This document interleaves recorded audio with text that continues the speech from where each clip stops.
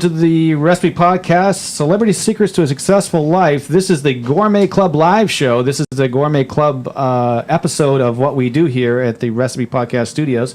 And we have a very exciting show ahead of us today. We have the famous Jacques Fox, the chef from Artisan Restaurant here in town, in studio. Nice to have you here, Chef. Thank you very much. Yeah, we're real excited to hear all about you and your life and the everything that you're doing here in Houston. So, very good. Welcome to the show, and also want to say hey to all the guys. Phil Phoenix, our podcast editor and sound engineer. Say hey, Phil. Hey, what's up? And we have the Bobbit, the podcast producer, and say hey, Bobbit. She's all texted us out and ready to go to her festival and the Catfish Festival. What festival? Yeah, Colorado Cajun Catfish. You ever heard of that? The Catfish Festival, Chef? Well, there are so many festivals around the town. You never know which one is what. Well, the Catfish Festival, apparently, that's the one. That's the one you want to go to. What is it, in Sugar Land or something? No, it's Conroe, right, Bobbin? Yeah. Conroe, okay. Yeah, it's in Conroe. So I go up there and talk a little catfish, and then Christian and I are going to go up there and too. You're gonna what's that? There's alligator too. Alligator Festival? No, there's alligator there. Alligator at the festival. There's food, Yeah. yes. Okay. Like the Ren Fest. So is it like live alligators? You can feed them or something? I don't know. I didn't go there. I just saw it. Okay. All right. Well, we'll go and report to us back to the show next week, okay? So we can get on that. So, and then we have the Fly Trap. Welcome back to the show. Good morning. Yeah, man. We're all right and ready. Chef, you have the best radio voice ever. Oh, thank you. It's great. He should do the voiceovers and the commercials and everything. Yeah. Well, we can do that. Yeah. We can work it out something, yes.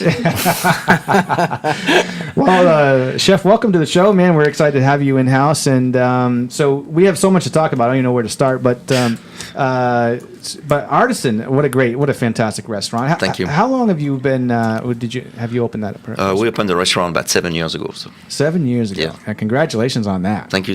Yeah. Yes, it's as an individual restaurant, it's very hard to make it. Especially in Houston because there are so many chain restaurants. Yeah. People think chain restaurant all the time. They don't understand the individual restaurant with great chef inside. Yeah. Now, I'm kind of interested. How did you get started? I know you have an amazing background, but when it came down to the restaurant, how did you get started?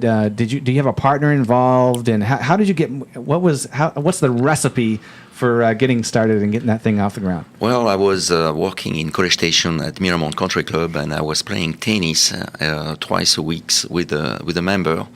And one member came one time and say, "What are you going to do with the rest of your life?" And I say, "I don't know.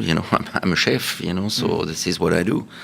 And he say, "Well, you need to tell me what's going on, and I'm going to tell you what I did. I was working for someone, and suddenly I decided to work for myself, and I opened different type of business. I'm nothing to do with a restaurant, but I want to open a restaurant. I want you to open a restaurant for me. Are you interested? Wow. You want to work for yourself, or you want to work for somebody else?" Wow. And that was it. We started like that. That's a magical. Yes. That's a magical conversation. On a tennis court. Yeah, that's where business is made, right? On the tennis court or in the golf course, Yeah. right? Having fun. Yeah. Well, listen, I want to ask you more questions on it, but before we do that, I have to thank our sponsors because without them, we wouldn't be here sitting right now. So, a big thank you to Dunkin' Coffee. There's the most amazing coffees here, and it's right here in Texas. In fact, we're enjoying it tonight, this morning. So, thank you, Dunkin' Coffee. Escoffier School of Culinary Arts, amazing schools. They have 2 schools here in the U.S., and I've been to both of them, and it's a fantastic facility. The American Culinary Federation, it's the federation for chefs, and that's nationwide. And if you're not a member of the American Culinary Federation, you should be. It's a fantastic organization, and they have great websites and a lot of great congresses. You need to be a part there to have a lot of fun. Also, Texas Beef Council, we love them because they love chefs, and they help us. They help chefs wherever they are. So thank you to Texas Beef Council, and also Aceway Incorporated. There's an amazing company that cleans kitchens. They clean office buildings. Anything you need clean, they will do it and with amazing amount of detail. So we love our sponsors for a lot of reasons. They help us make this show happen, but they are really, really good at what they do, and that's important to me as we put on these shows. So Chef, you are playing tennis. Yes. And this guy says, I want to help you get into a restaurant. So take us from there. So you were excited. Very excited. Yeah. And obviously this guy wouldn't say this unless he was really serious about it. Yes. And so then you started looking for a place. You started looking for a space. Yes, I mean, we were in College Station, and I don't think it was feasible to open a restaurant, a French restaurant in College Station. I don't think there's enough people, and they are up and down. It's very busy during the season and not very busy during vacation times. So I say, well, let's do something in Houston. So when I was thinking in Houston, I have also a good friend, David Denis and Sylvain Denis from Le Mistral. So I asked them if they want to get on board with me, and they say yes. Let's develop something that would be very, very interesting. So when And those two gentlemen were who again? David Denis and Sylvain Denis from Le Mistral. Okay. Le Mistral restaurant on yes, Eldridge Parkway. yes. French restaurant too. So you asked them to be a partner with you, or yes. When very interesting, like 10 or 12 years ago, I was teaching at Le Notre School, and I was the director of education of the school, and David was looking for an internship for about a year to teach. And I say, okay, come and teach with me for a year until your restaurant open, and we developed a good relationship together. And so it's how he become, artisan restaurant, Plus, I was teaching at University of Houston as well, and I was doing a lot of cooking show with 99.1, 96.5 radio stations, and other different things also. And we have an audience about between 80 and 100 people in the amphitheater, and I was doing cooking classes for 4 hours. So It was very, very interesting, serving a 4-course meal on the same time. So try to make it very interactive. I have a bunch of tape. I don't even know what the tapes are, but... And so the amphitheater worked very well. So I was on the front stage talking to people and serving a nice meal on the same time. And I say, well, let's do a restaurant where it's going to be kind of the same way, where they have the kitchen on the front and everybody is around the kitchen and they can enjoy the chef cooking. So we come up with this concept here, and we couldn't do an amphitheater because of the rule and regulation with ADA and everything else like that. So we did two levels with 28 seats on the front, plus another 20, a little bit higher, what everybody can see over the head of everybody else, So it become artisan restaurant. Are they still involved? Yes. Okay. Sylvain is mostly taking care of the wine list. And David, every time we change the menu, we work together, But David is very busy with his restaurant as well, so he don't come as often. So. Okay, well, let me be... when I first moved here, like 11 years ago, I remember going to Le Mistral. Somebody said, yeah, check it. So I'll be blunt about it. I was surprised. I looked at the menu, and I'll compare it in a second. And I looked at the menu, and it was like duck à l'orange and...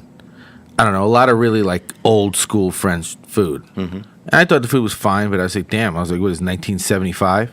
Your menu's not the same. So I'm surprised to hear they were involved. I'm not putting them down. I'm just saying yes. At the time, I was like, Jesus, I didn't even know restaurants like this still existed. Yeah, but I mean, they involve, but I pretty much take care of everything. Okay. So they are on the one list. Is doing a little bit more work on the one list that I do, but on the cooking side, I pretty much do everything. So it's 99%. So, from some of our audience listeners, and also for me, that's a lot of ways to divvy up the pie. Right. Yes. I mean, when it comes down to, to surviving, and because you had your partner, you got to pay back, the restaurant, right? The investor.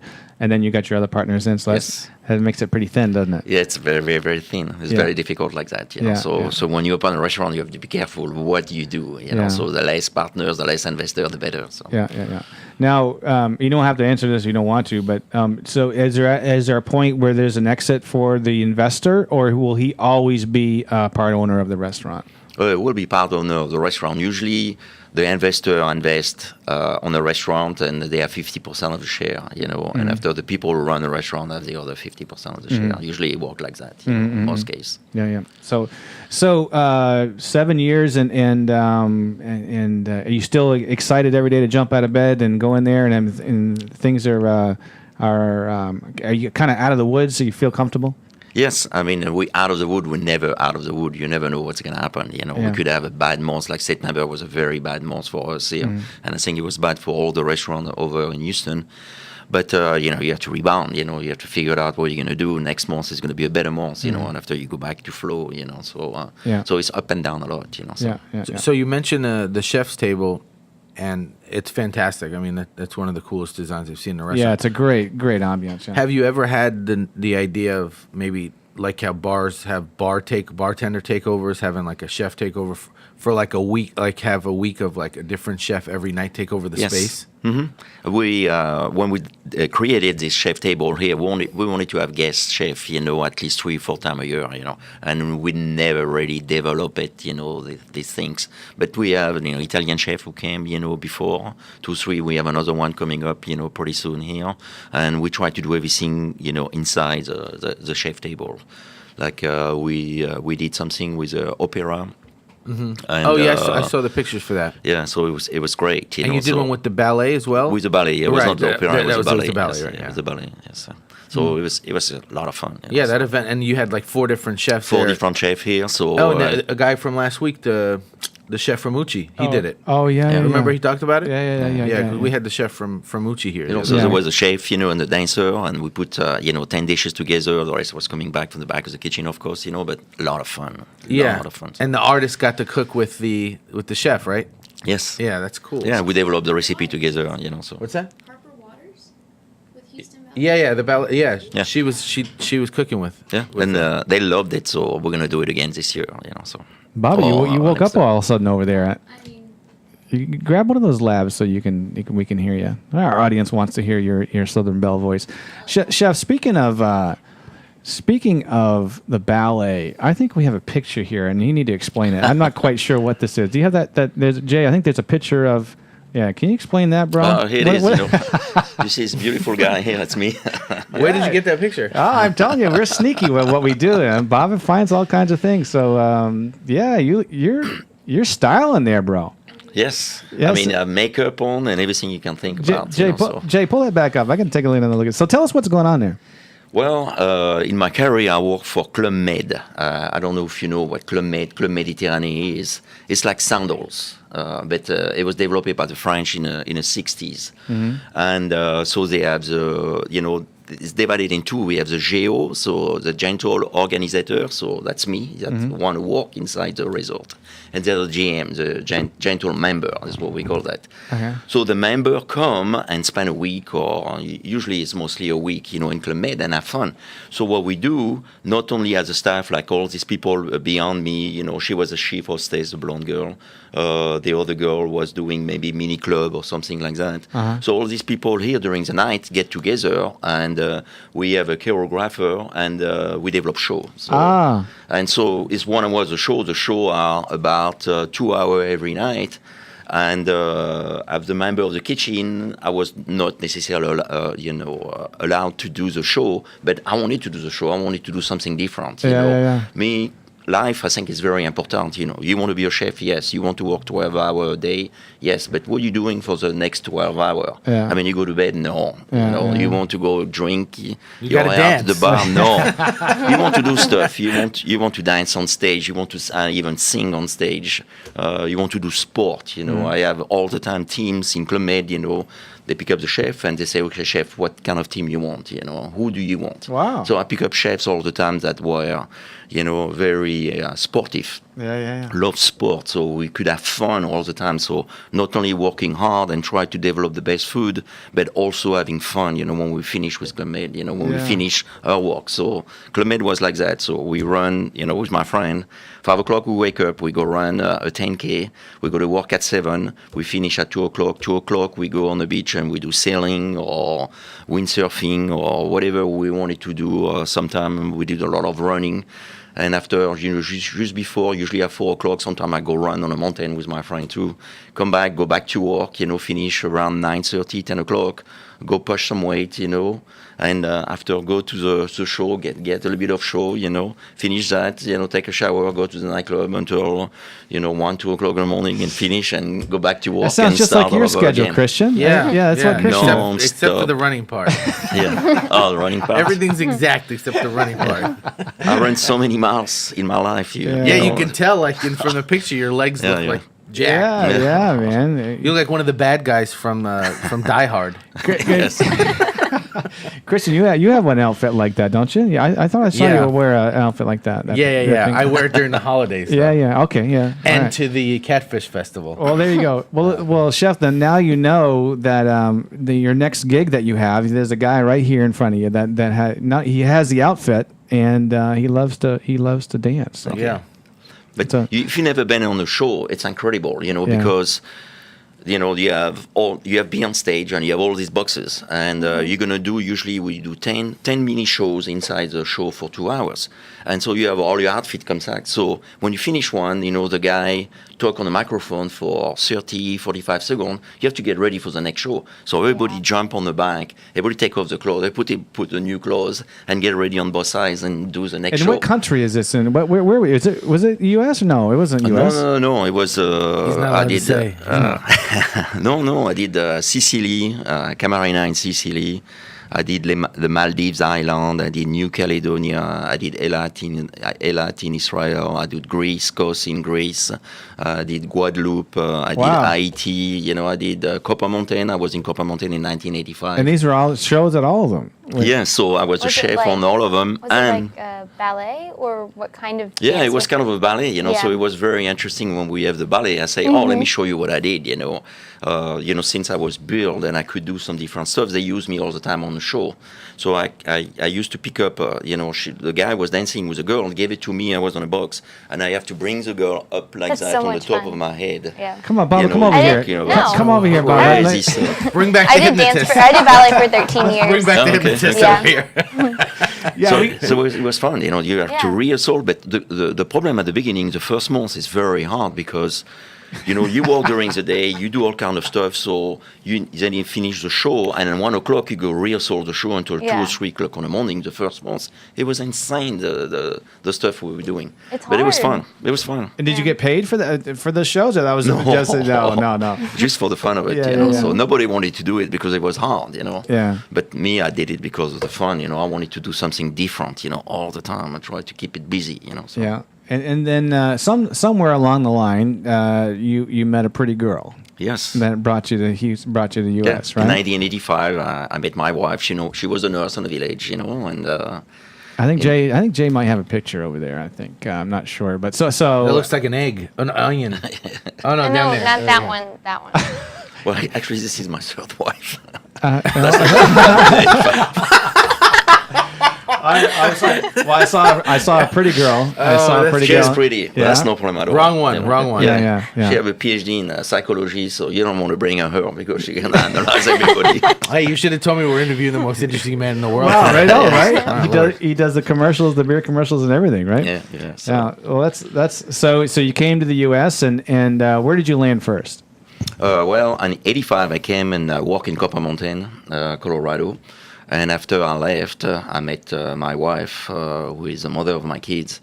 And we traveled for 2 years. And after she said, I want to go back to the States, I don't want to travel and work for Club Med anymore. And Club Med is kind of a very different place to work. So I came back in '87 here, and we started in Louisiana. And she got pregnant right away. I mean, all these problems here. Louisiana will do that to you. So. Yes. It's like this is where the problem starts. Yes. So, and after 4 years after, I was looking for a bigger town. We were in Alexandria, Louisiana, so where I learned about Cajun food. Very interesting. The first day I go to the restaurant, and the food and beverage manager say, we have a lot of problem in the kitchen. And I say, okay, well, I'm sure I can manage to fix it. I work for Club Med. We serve thousands of people, breakfast, lunch, and dinner, and it was incredible.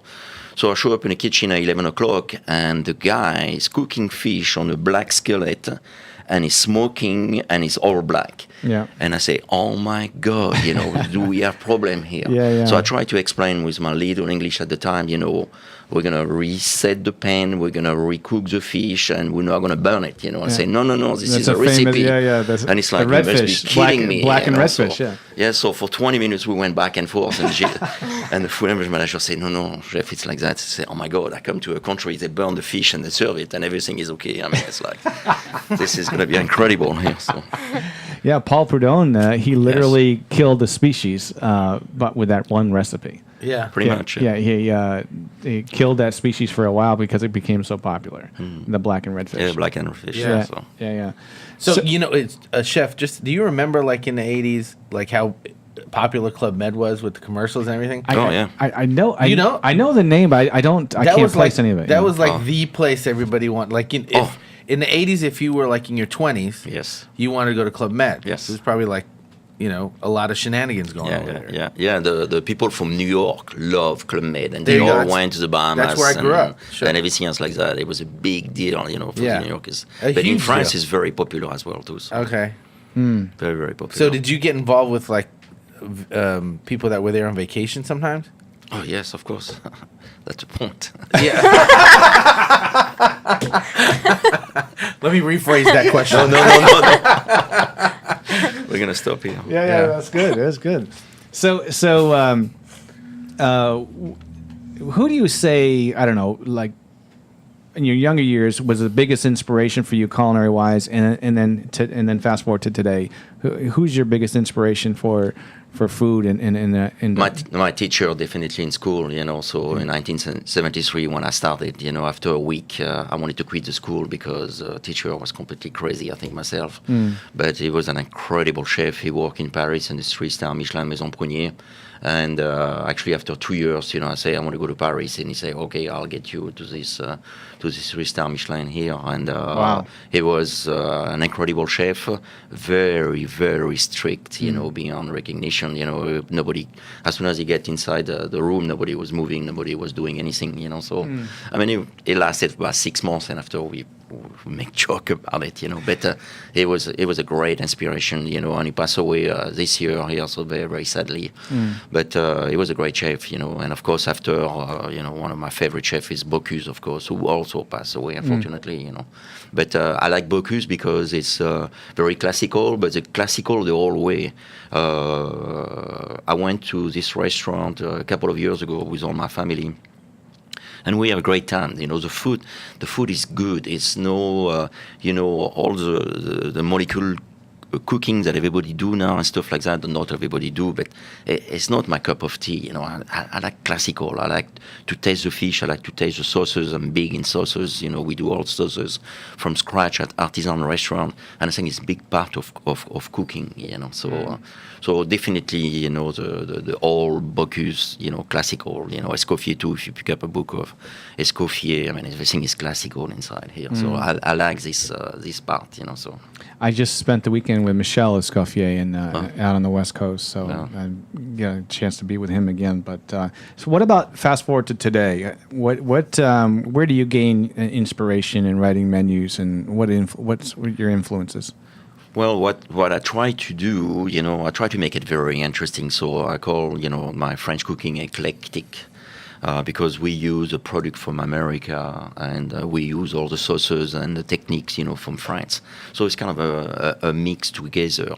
But I try to pick up these old recipes and try to make it more, you know, of today recipes. You know, try to have fun and just make it fun. You know, Yeah. Well, so what about? I don't know what's next for Chef Fox. I mean, do you have other things that you're dreaming about, or something else with a restaurant, or maybe something outside of the restaurant that you're dreaming about? What might be next for you? Or what I would like to do is open, you know, another 3 restaurant called Artisans. You know, that would be very, very good. You know, and we tried one in Austin and it kind of fell down apart. The investor were very interesting, and after at the last minute they back up. Same way in the Woodland, you know, I was a spot and I work on it a lot, and same way it went away. And we have another one coming up maybe on the west of the city here. You know, the 99 around Houston is become very, very popular. okay. And there are a couple of spots over there that I'm looking for. So maybe we'll open another Artisan. Try to make it fun. Now, are you gonna do it with maybe one investor and you're the only guy, maybe, or? Well, if it's a restaurant called Artisan, it's very hard to gotcha. to do anything else. So you have to keep it like that. So. Yeah. Well, good. Chef, what is the craziest story that you have as a chef in a kitchen? The craziest shit that ever happened in the kitchen that you saw or were part of? I mean, I could tell you some of my stories, but you know, For instance, I remember a time where I fired a guy back at the Balsams Resort in northern tip of New Hampshire. And this is probably probably early 90s. And so I'd fired him and told him he needed to get on his way. And so to exit the building, you have to go through the employee cafeteria. And they were getting ready for lunch. And so we had water pitchers, on all the tables. And there's a line that they go through and they get their food. And so he was a little upset that I fired him. And so as he's going through the employee cafeteria, he starts grabbing these pitchers, and he's throwing them at me.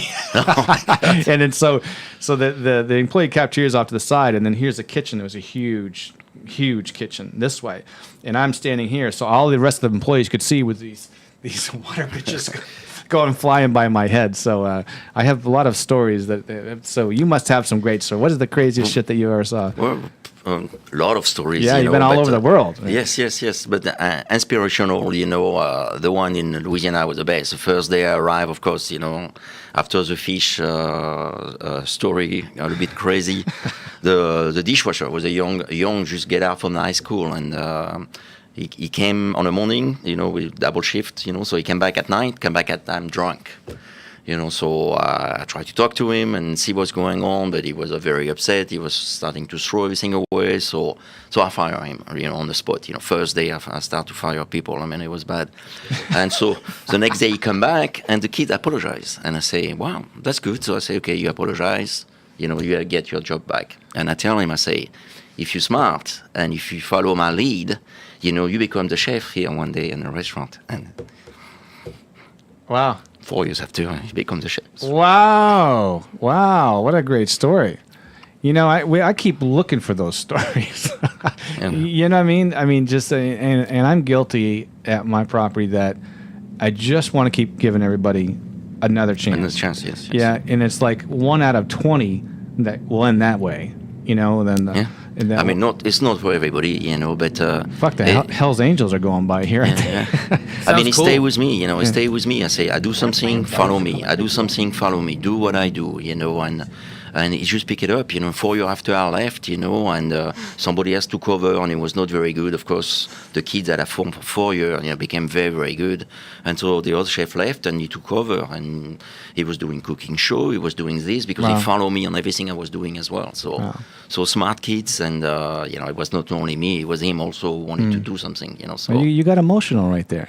A little bit. Yeah. Well, good for you. Good for you, chef. That was cool. That it's nice when you touch people's hearts. Oh, yes. I mean, I could tell you a half a dozen stories of employees that were one decision away from being homeless. Mm-hmm. And you guys know what I'm talking about. I mean, the employee was one bad decision away from literally being homeless and trying to help people be successful or just survive. Just to survive life. There's so many challenges that people are having. So, good on you for that. But, well, if you are home, which is not very often, and your refrigerator is full of everything that you can imagine, what are you cooking? What I'm cooking? What are you cooking for yourself?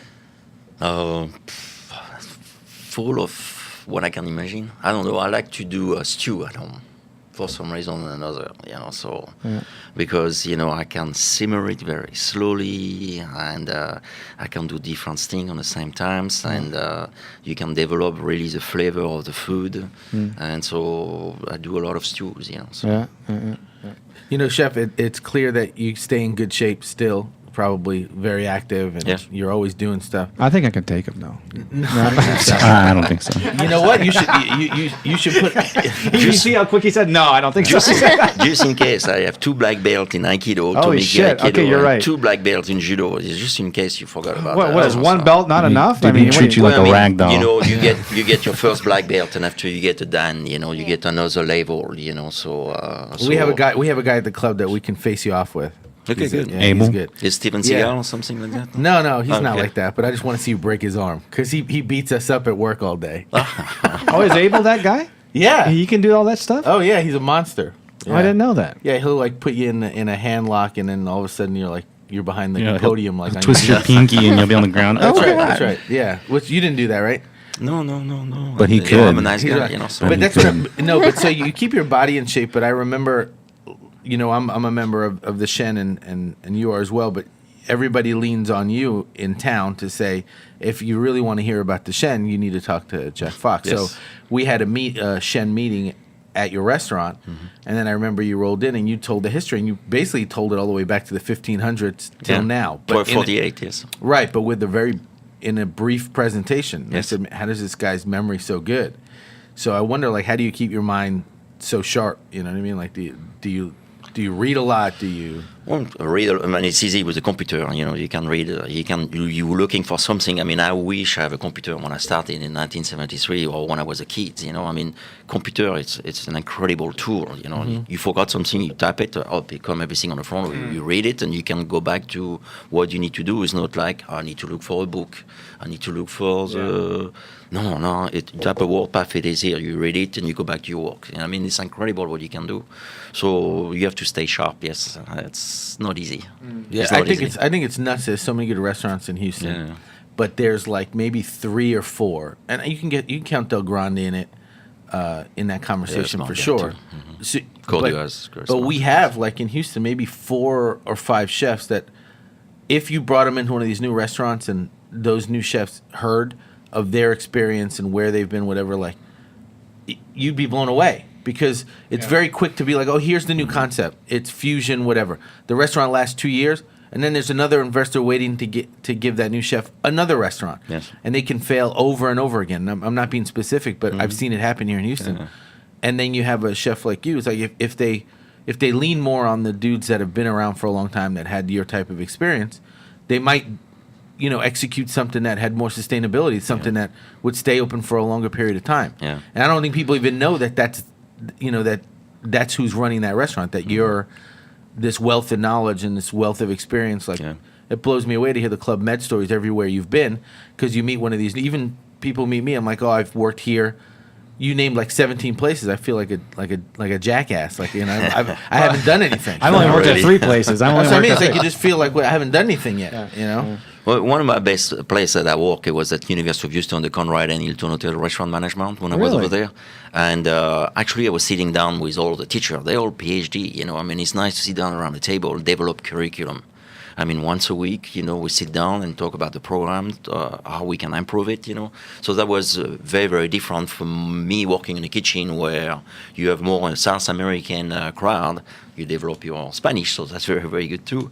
But very different from, jumping from University of Houston to a restaurant from the University of Houston, where you teach we talk with all the PhD all the time. So keep your mind sharp. Yeah. Because now you have to be on the top of your game, because these guys are smart, So, but you bring a lot to the table also. Yeah, sure. Because you work in the kitchen, Okay, the guys say, oh, we're going to develop the curriculum. I say, well, maybe it's not working this way, guys. I mean, it's nice to have all this idea here, but in real life, it's not really like that. So, Well, tell us. We're a little bit up against it now, but tell the listeners a little bit more about your restaurant and what they can see on the menu, what they can find on the menu, and you're open 6 days a week, or we open 6 days a week. We close on Sunday. We try to get a break for everybody, including me. Yeah. But it's a 28-seat around the kitchen, so it's completely open. You can see the chefs working. It's like a show. It's like a theater. You get immersed, inside the cooking.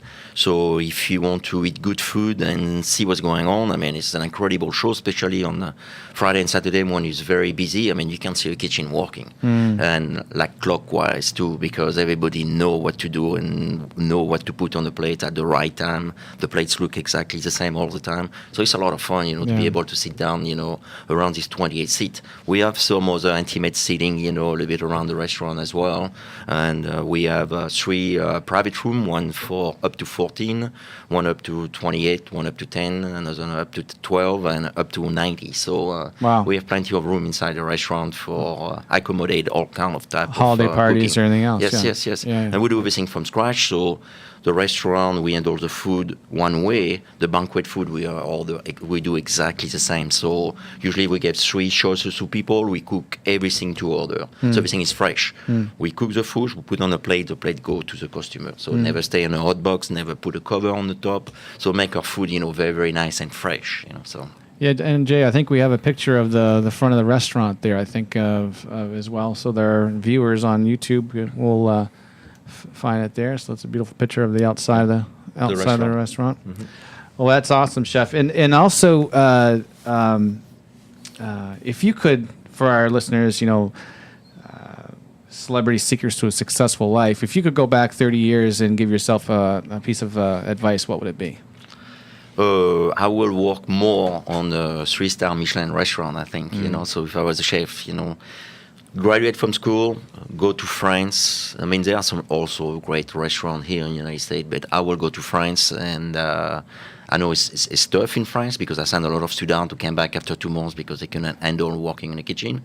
You have to work very, very hard your first 10 years of your life, and if you give your first 10 years of your life, you're going to have a great life as a chef later on. So. Yeah, absolutely. I'm sure have you eaten at the great Tour de Jean restaurant and I ate pretty much on all the big restaurants in Paris. They are incredible. So. Yeah, that was great. Christian has been there, and and that's super classic. I mean, yes. To really see like the detail of it. Yeah. And the service is just next level. Everything, from the beginning to the end. I wish we could build this type of restaurant in Houston. That's but right. Houston is not ready yet for this type of restaurant. So. I think it might be ready. It's just a matter of, you have to get the right people together for it. Because the service at BCN is pretty damn good. Yes. You got to pay for it too. Yeah, it's what the problem. Who's ready to pay $500? To go eat at the restaurant. And do we have enough? So that means we're gonna have a 30-seat restaurant. So that means you need 30 people every night to go eat at this type of restaurant. Mm-hmm. As for that, I'm worried about. Houston is great because for $40 you can eat everywhere. And all kind of different food. So why pay $500? But there's so many Houstonians that spend that kind of money eating overseas. It's just It's a true. matter. It's just a matter because I see it all the time. They're like, because they'll come to where we work and they'll get a great deal on a bottle of wine, for example. And I think. They'll tell you, oh, this is a fantastic price. I bought this bottle of wine. I paid $1,200 for this bottle in France. Yeah, and I'm like, because they're going to France. It's a different mind. They changed their mindset. Yeah, they changed their mindset. But I think they would do it here if the place warranted it. I think that the difficulty would be finding the talent service-wise. Because there's too many restaurants, not enough talent. Well, I mean, you have to. It all comes down to paying people. You got to pay them, and which drives up the dollar. I took my family to Pierre Garnier's restaurant. Pierre Garnier. Holy shit! Yes. God, I mean, I counted. I think that there were 25 people eating that night, and that was it. And of course, there was probably. I think I counted. What did I tell you guys? 17 people in the front of the house working for the 25 service for the 25. How many on the back? Yeah, another 20, 17 or so in the back. Yes, I didn't go in. And it was $1,700. Yes. For the four of us. Yeah. And it was 3 courses. Actually, I don't want to get into it now, but it was appetizer, entree, and then we ordered one dessert that was actually filled the table. Yes. It was a mortgage payment. Yeah, but I know we ate at Bocuse, and we were 5 of us, and what was nice, we came at 11 o'clock, we finished at 4 o'clock on the afternoon. Yeah. So we did multiple course dinner, but it was $2,000 also to eat. So I mean. But I didn't care, it was fabulous. It's like going to a show, or going to a concert, or I don't know. It was magical. Well, Chef, we're sure are happy that you're here in Houston and that your restaurant's going strong and Thank you. It was really cool. Hopefully, our listeners are the Gourmet Club Live, everything Hospitality Houston is enjoyed listening to some behind the scenes with you as well. So. Thank you. I just wanted to remind our listeners, you've heard me talk about the Night in Hill Country, which is the 22nd, Haley? 22nd, Monday, October 22nd, a Night in Hill Country. Make sure you all go there, and it's in Austin. It's just a quick drive away. It's a free night, and all kinds of specialty beers, and there's 20 or 25 celebrity chefs all going there. Our buddy Jeremiah Tower is going to be there, and so we're taking the podcast show there. We're going to record a bunch of shows there, and enjoy the evening and drink some cold beers. And Bobbitt's going to be drinking there. She's going to bring her boots. Whatever. She doesn't drink. Yeah, you're going to bring that Not out. yet. You're going to bring a different Texas Southern Belle outfit to that. Probably. Yeah, that a girl. So Leave her alone, Chef. yeah. So we're gonna go do the show there. So go to chefsroll.com, chefsroll ROLL.com, and get all the details. It's free. What the hell? I mean, just drive over there and have a lot of fun. That's what we're gonna do. So thank you for that. And also we have our T-shirts. Bobbitt's sending out to everybody. go leave us a comment or a question, and we'll send you a free T-shirt if you go ahead and subscribe and tell us what you liked about the show or what's your favorite show. We'll send you a free T-shirt for that. So and we also have some really other cool swag from the Texas Beef Council. So we'll do that. Anything else you guys want to report before we head on out? Chef, where can we find you on the internet and or the websites or Well, you can do artisanrestaurant.com, You can go there. You can type my name, Jacques Fox, and everything will come out too. With 3201 Louisiana on Louisiana Street. So as soon as you get out for 59, it's just a block away. Very easy to find. We have parking on the back of the restaurant, and come to see me at the restaurant. We're going to have fun. Excellent. Chef, thank you so much for Thank you. coming on. Christian, anything else? Yeah, fantastic. It's great to have you here. Thank you. I have some ideas for an event, so we should all talk. Oh, yeah, Okay, cool. good. Cool. It'll be fun. All right, guys, I appreciate it. Thank you for our sponsors again, Aceway Incorporated, Dunkin' Coffee, Texas Beef Council, and the Escoffier School of Culinary Arts, and the American Culinary Federation. Thank you all for trusting us in sponsoring and helping this show so we can bring it out to everybody, not only across the country, but parts of the world. So thank you for that. And Bob, Phil, and the Fly Trap, and Jay, thank you all for making the show happen. Remember, everybody, you're especially great. Make an impact on someone's life today. See you next time.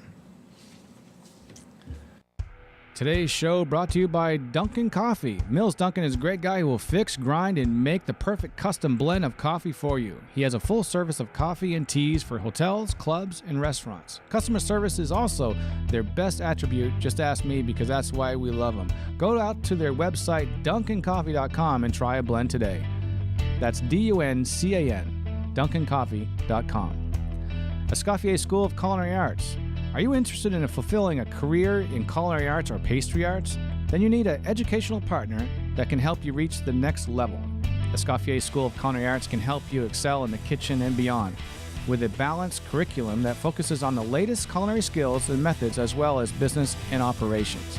They also offer a flexible 100% online format perfect for working professionals, world-renowned reputation, personalized student support, professional chef instructors, lifetime career assistance, and federal grants and financial aid available for those who qualify. Contact the folks at Escoffier to learn more at escoffier.edu. That's ESCOFFIER.edu.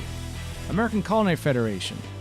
I've been a member of the American Culinary Federation for 35 years. My dad was a chef, and he got me in the American Culinary Federation, the ACF, when I was 18 years old. I've been blessed to travel the world representing the United States of America in the World Culinary Olympics. If you're not a member of the ACF, make sure you join today. They have so many benefits and education, online services, great magazines, great websites, and several conventions throughout the year. Make sure you become a member today at the American Culinary Federation. That's acfchefs.org. The Texas Beef Council is a nonprofit organization representing 130,000 beef farmers and ranchers across the state. Their goal is to increase beef demand through research, education, and promotion, utilizing the beef-loving Texans consumer brand, connecting consumers to the beef they love and the farmers and ranchers who raise it. The Texas Beef Council supports chefs and food service professionals across the state of Texas, whether it's taking chefs on a pasture-to-plate tour across Texas or supporting the future of food service industry through the Texas ProStart High School Culinary Program. The Texas Beef Council plays a pivotal role in the Texas food service community.